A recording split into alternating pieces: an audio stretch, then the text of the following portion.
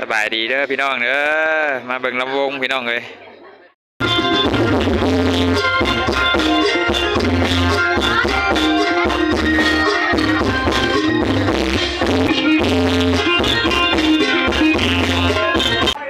มวนๆเด้อพี่น้องเด้อมื้อนี้เฮ้ยโอ้ตากระซกยังดื่มอยู่ดอกไผ่แจ้งคนไว้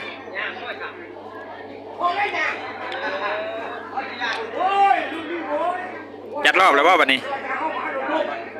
แบบหนึ่งดิยังเว้นอยู่เนาะเบิ่งคือเด้อคือดื่นไว้อย่าเอาสุขีบัตรเสมอมันคือเก่าเด้อพี่น้องเด้อกันประชุมเดือนเสมอดับดองดังกันกันว่าสุขีบัตรเสมอมันดอกกระไม้สุขความเจ็บบ่ให้ได้สุขความไข่บ่ให้มีเอาเป็นว่าปีใหม่ใกล้สิมาฮอดแล้วขอให้สุขีบัตรเสมอมันคือเก่าเด้อพี่น้องเด้อเนาะ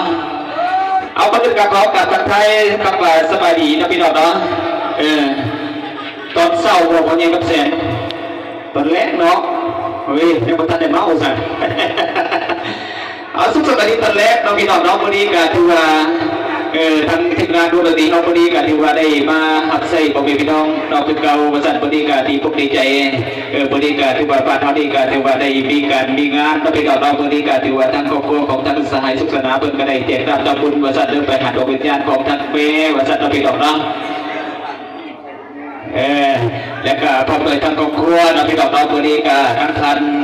บุญยุ่งเสด็จโยสันน้องพี่น้องน้องแล้วก็พร้อมด้วยทั้งลูกบุญเราสาวบุญทดีได้ยึดติดกันมาแสดงแล้ววันนี้ก็ถือว่าทั้งเจ้าภาพเจ้าศรัทธาวันนี้ก็โอ้พี่น้องเลยเราก็บ่ให้พวกเป็นหัดบ่ให้ขาดเป็นว่างน้องพี่น้องเด้อเข่งกับนักทยอยมาบริษัทน้องพี่น้องเนาะ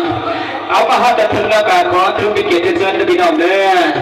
อหรือว่าสิเป็นทางญาติสนิทเป็นเสียหายบริษัทน้องพี่น้องเราวันนี้ก็มักหน้าได้ตาก็ทั้งหลั่งไหลมาบริษัทเนาะหรือว่าสิเป็นทั้งอินเดียใกล้บัดไก่ตะเคียบน้องพี่น้องเนาะ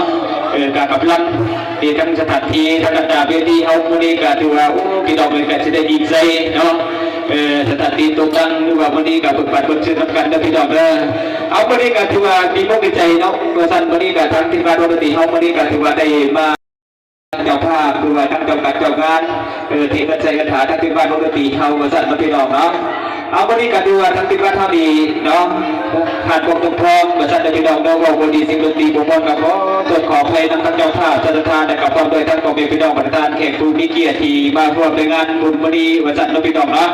เอาผู้ใดมาบุญมานี่ก็ถือว่าก็ให้บุญนำทานเทวดาคุ้มครองด้วยพี่น้องเด้อน้องให้อยู่ดีมีแห่งประชุมบุญสุขกันแล้วกัน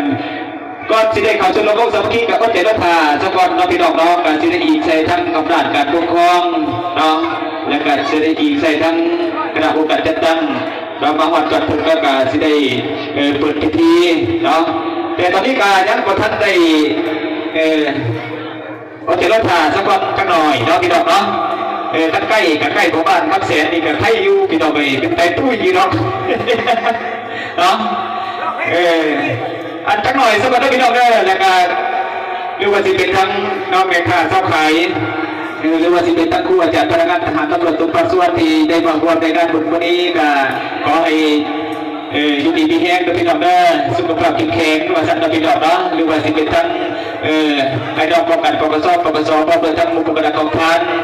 บริการกำลังที่ดอกไปทยอยมาฮอดจอดถึงแล้วว่าสั่นกับพี่น้องได้สั้นแล้วก็ขอ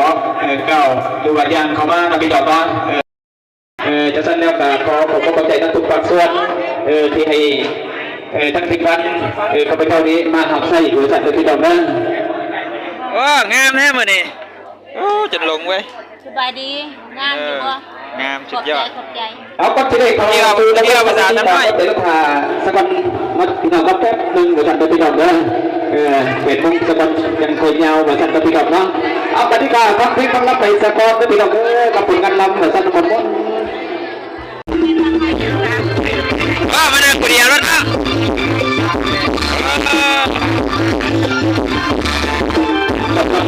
ลำที่ดีที่